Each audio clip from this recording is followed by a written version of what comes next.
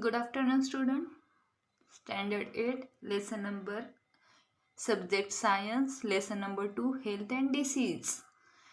Health आपलं शरीर and disease होणारे रोग. Can you recall? Have you ever taken the leave from school due to sickness? तुम्ही स्कूलमधून लीव सुट्टी घेता ड्यू टू सिकनेस का म्हणून तुम्ही आजारी सिकनेस झाल्यानंतर तुम्ही स्कूलमधून सुट्टी घेता.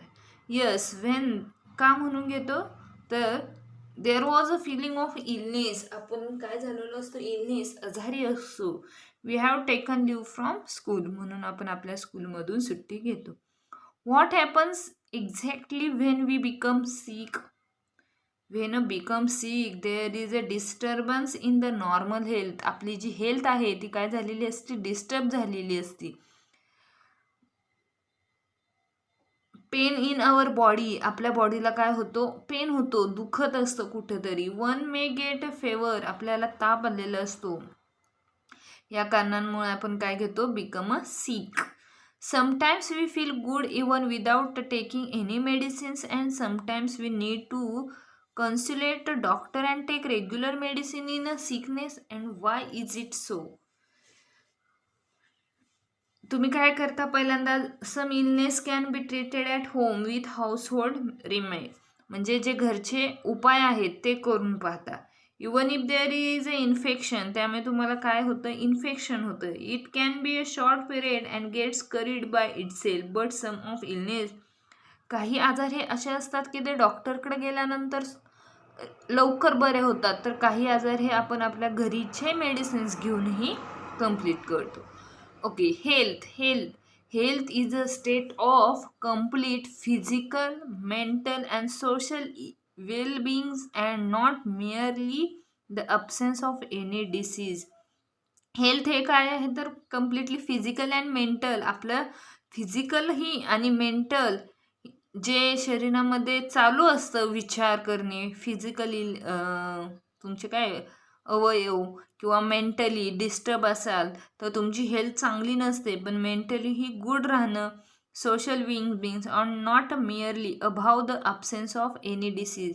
मिअरली म्हणजे अभाव. जर आपण व्यवस्थित राहिलो गुड राहिलो आपली हेल्थ चांगली असेल पण जेवण वगैरे व्यवस्थित केलेलं असेल तर आपली हेल्थ काय राहते चांगली राहते. अब्सेन्स ऑफ एनी डिसीज आपल्याला आजार होत नाही.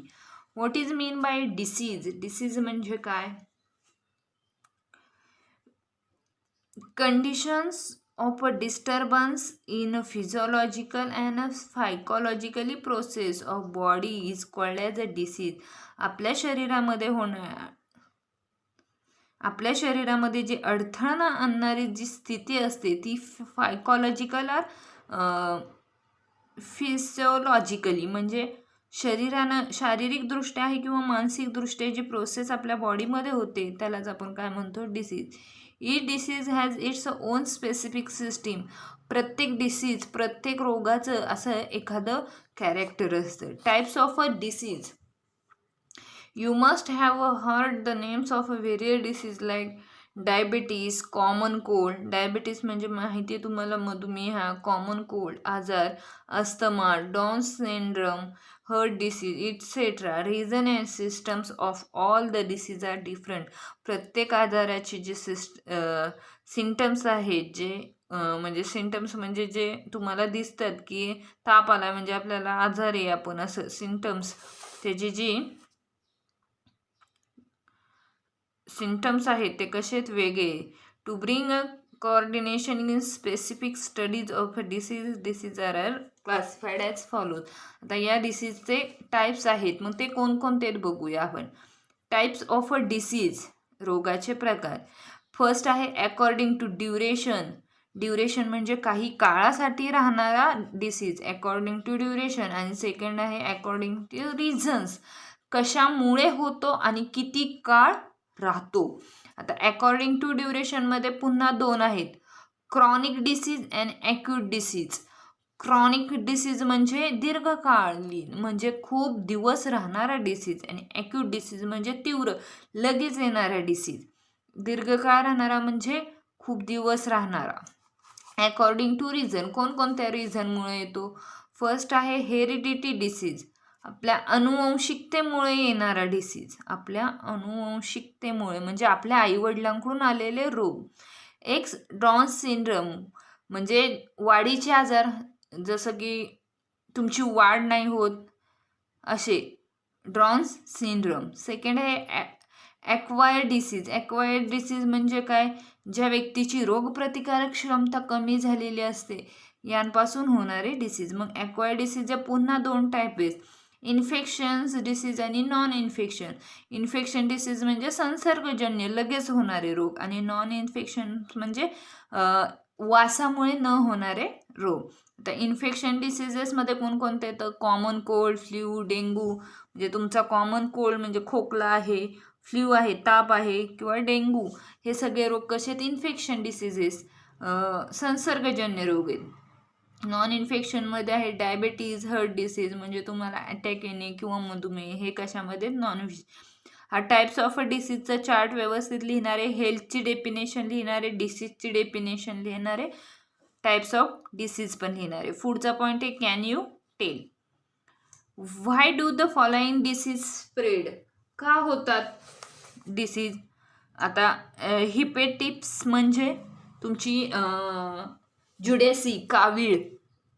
का होती कावीळ? मलेरिया, डास चावले, मलेरिया हा डास चावल्यानंतर होणारा. स्क्रॅप्स, एकमेकां म्हणजे खरूज, स्क्रॅप बीच म्हणजे काय? खरूज म्हणजे अंग खाजवणे. का? तर एकमेकांच्या कपड्यातूनही आपल्याला तो. टीबी, टीबी म्हणजे खोकला, खोकला सारखं खोकणं. डेंग्यू, डिसेंट्री, आणि रिंगवर्म म्हणजे नाईटे तुमच्या शरीरावर. आता पूर्वीच्या काही लोक म्हणायचे की जेवण करताना जर तुमची उष्टी चपाती तुम्ही त्याच्या डब्यात टाकली तर त्यामुळे काय होतं? रिंगवर्म, नाईटे तयार होतात. What do you mean by a pathogen?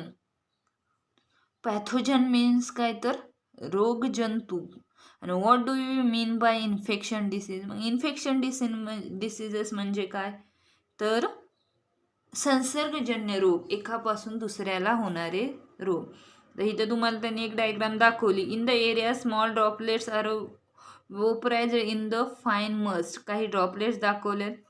Must remain in the air for several minutes to few hours. त्यातले काही जे घटक आहेत ते तुमच्या तोंडामध्ये गेलेत आणि ते पुन्हा large droplet steel on ground within a few second, आणि तुम्ही खोकल्यानंतर ते तुमच्या जमिनीवरती पडलेले दाखवतात. इन्फेक्शन थ्रू स्प्रेक्टम म्हणजे थुंकीद्वारे होणारे तुमचे काही रोग आहेत. नीट लक्षात आहे. हिपिप्टस म्हणजे तुमची कावी, जुडॅसी, मलेरिया, डास येतो. स्कॅबीज म्हणजे खरूज, एकमेकांची कपडे वगैरे घातले की चावणारे. टीबी म्हणजे खोकला. डेंग्यू डास आहे. डिसेंट्री ही पाण्यामधून होत असते. रिंगवर्म म्हणजे नाईटे. आता इन्फेक्शन डिसीजमधलेच काही डिसीज आपण आज बघणार आहोत.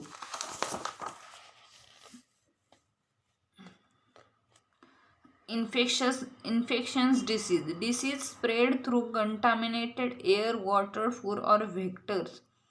म्हणजे कंटामिनेटेड म्हणजे दूषित हवा, दूषित पाणी किंवा दूषित अन्न किंवा व्हेक्टर्स वाहक, या सगळ्या are called as a infectious disease. या सगळ्यामुळे होणारे जे रोग आहेत ते बघणार आहोत आपण. Name of disease, pathogen, mode of infection, symptoms and prevention and treatment.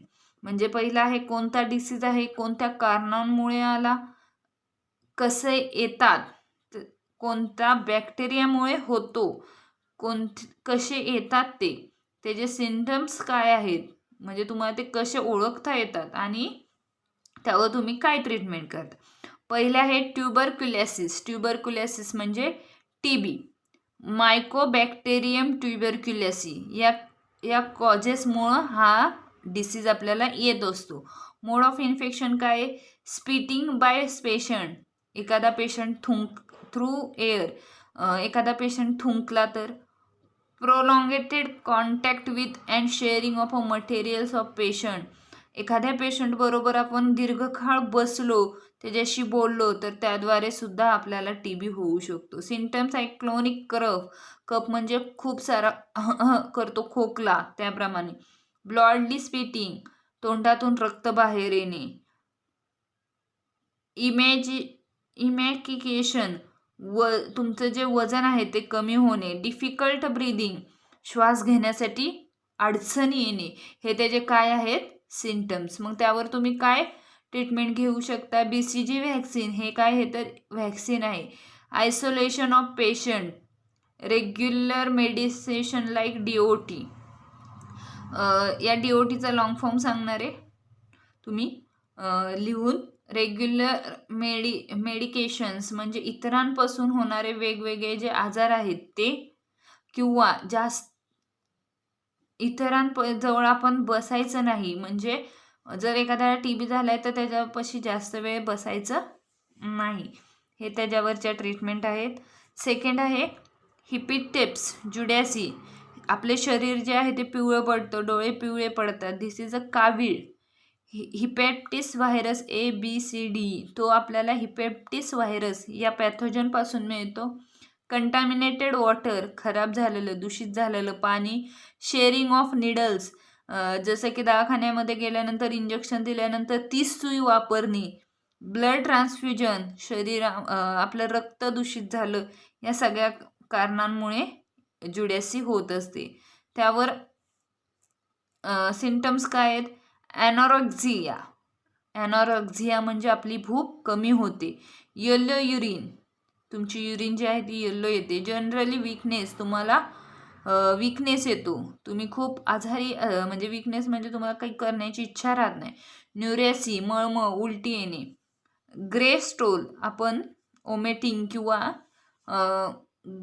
Grey स्टोलमध्ये म्हणजे आपल्याला निवांत राहत असतो. मग त्याच्यावर ट्रीटमेंट काय आहे. Drinking boiled water, proper cleaning of hands, तुम्ही पाणी उकळून घ्या आणि आपले हात जे आहेत ते काय करा, क्लीन करा. सेकंड आहे डिसेंट्री मीन्सच लूज मोशन या डायरेरिया. बॅक्टेरिया, व्हायरसेस, शिगेलिला, बेसिलिया, अँटेमोबा अँड हिस्टोलॅटिक, हे त्याचे जे पॅथोजन्स आहे, या पॅथोजनमुळे आपल्याला डिसेंट्री होऊ शकते. कंटॅमिनेटेड फूड अँड वॉटर, खराब अन्न आणि पाणी घेतलं तर होतं. त्यावर सिम्पटम्स आहे water stool, pens in abdomen. यावर सिम्पटम्स काय तर पेन्स ऑफ ॲबडॉमिन, आपल्या पोटाला त्रास होऊ शकतो. त्यावर आपण प्रिझर्वेशन काय करणार आहे treatment. Drinking boiled water, proper storage of food, अन्न नेहमी झाकून ठेवणार आहोत. उकळलेलं पाणी घेणारे. ORS कन्व्हर्शन्स, ORS म्हणजे तुम्हाला डॉक्टर सांगतात ORS घ्या. जास्त विकनेस आला, आपल्या शरीरामधलं पाणी कमी झालं तर आपण ORS पावडर घेतो, ज्यामध्ये आपल्याला शुगर, मिनरल, प्रोटीन्स हे या ORS पावडरमध्ये मिळत असतात. त्यानंतर आहे क्लोरेला,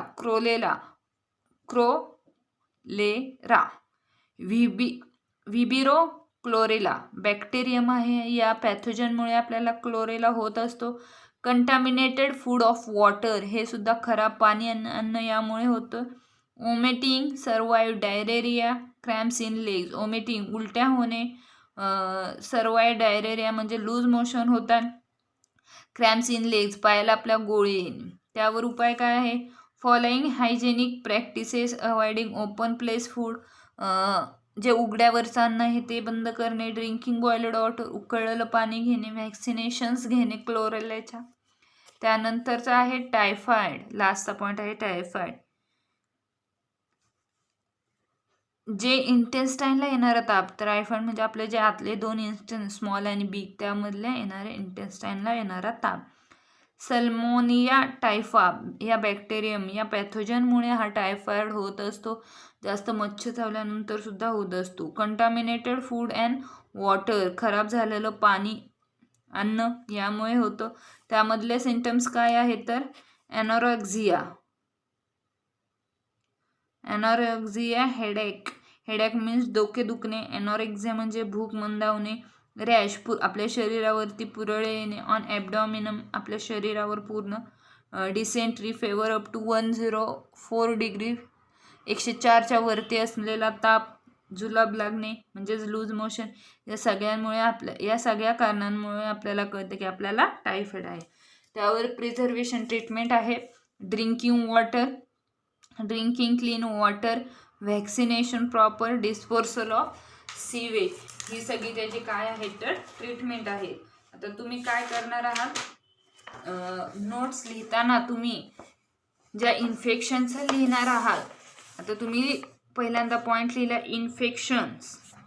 ओके, इन्फेक्शन डिसीजेसमध्ये तुम्ही फर्स्ट लिहिला ट्युबरक्युलोसिस. तर ट्युबरक्युलोसिस लिहिला तर त्याच्या फर्स्ट तुम्ही लिहिणार आहात ए पॅथोजन, कोणत्या पॅथोजनमुळे ते झाले. बी लिहिणार आहात तुम्ही मोड ऑफ इन्फेक्शन्स.